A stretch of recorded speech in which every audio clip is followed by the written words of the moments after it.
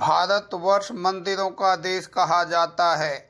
यहाँ पर ऐसे अनेक मंदिर हैं जिनकी अपनी अपनी मान्यताएं हैं, लोगों की जिनमें श्रद्धा है और लोग मंदिर आते हैं, अपन मन्नतें मांगते हैं और श्रद्धा भाव से पूजा अर्चना करते हैं। ऐसा ही एक मंदिर दिल्ली के पश्चिम दिल्ली इलाके के निहाल विहार में है, गोरखनाथ मंदिर।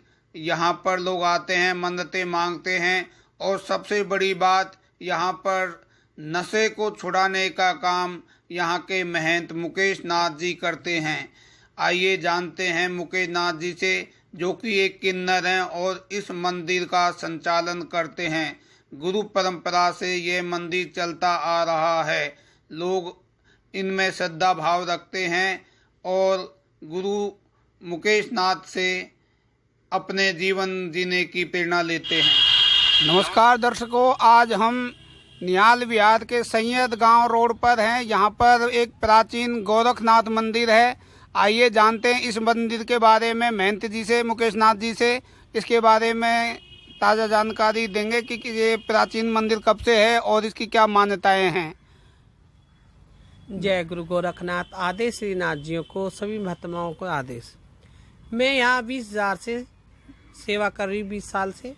और यहाँ गुरु गोरखनाथ जी की मान्यता है। यहाँ बाबा जी का दूल्हा है।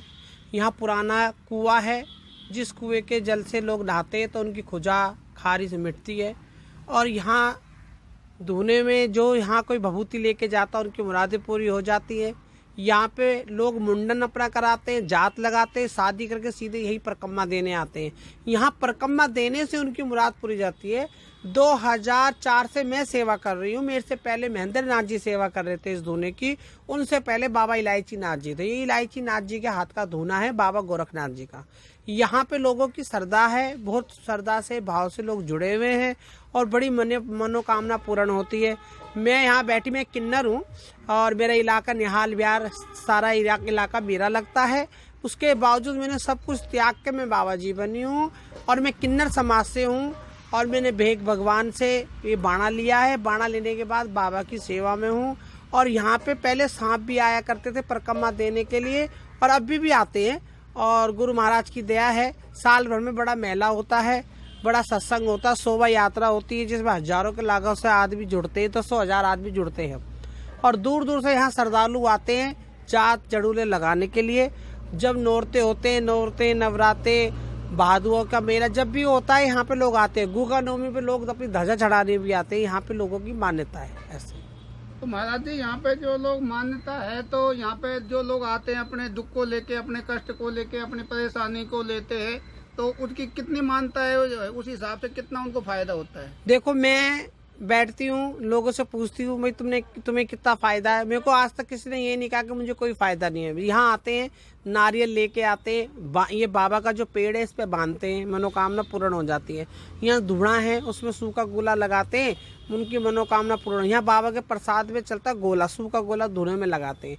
और जो भी कोई आता है, भतेरे लोगों की यहाँ पे होती है। और जो इस मंदिर को जानता है, ये तो आने से और पहचानने से पता लगे। मैं अपने मुंह से क्या बोलूं कि लोगों को क्या फायदा है।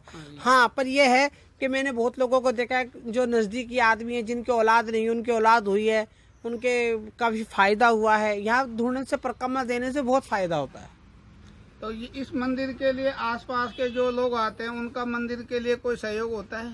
आसपास के लोगों का कोई सहयोग नहीं। यहाँ पे जो भी कोई आता है, जिसकी भावना जुड़ती है, कोई भंडारा कराता है, यहाँ कोई सत्संग कराता है, कोई यहाँ पे आके जो कुछ जिसकी जो सी भावना होती है, सरकार की तरफ से कोई मदद नहीं होती है।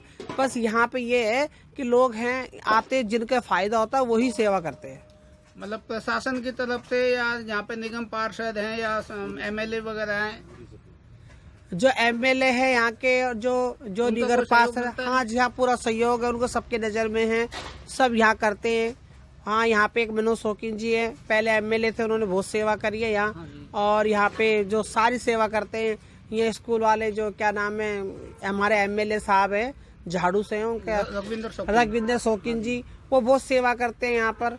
रघविंदर सेवा जी की पूरी वो है। मास्टर विजय सिंह थे पहले, उनकी भी बहुत सपोर्ट रही है। आसपास सैयद गांव में एक श्रवण यादव है, उनकी बहुत सपोर्ट रही है। हमारे यहाँ पे लोगों की, आसपास के लोगों की बहुत सेवा है, यहाँ बहुत भाव करते हैं। सैयद गांव पूरा सेवा करता है यहाँ। महाराज जी, जैसे आपने बताया कि आप एक परंपरा से हैं, तो ये परंपरा मतलब प्राचीन काल से चली आ रही है, तो इसका प्रक्रिया क्या होती है कि आप जैसे गद्दी संभालते हैं? गद्दी संभालते हैं, क्या होता है, यहाँ चद्दर होती है, जो गांव से चद्दर आती है और भेग भगवान चद्दर दे के जाते हैं, तो जिस पर चद्दर पड़ती है वो उस गद्दी का मालिक होता है। अच्छा जी। यहाँ पे 5 साधु इकट्ठे होते हैं, जैसे भोर गद्दी के हम साधु हैं, तो भोर गद्दी के संत आते हैं, बड़े बड़े संत महंत आते हैं। आदित्यनाथ जी के गुरु जी भी आए हैं यहाँ, आदित्य बाबा चांदनाथ जी भी आए हैं यहाँ। और यहाँ पहले यहाँ खूब आते थे लोग, संत समाज के लोग, और वो वही चद्दर देते हैं। यहाँ जमात भी आती है, जमात चद्दर देती है, तो वही गद्दी में बैठता है।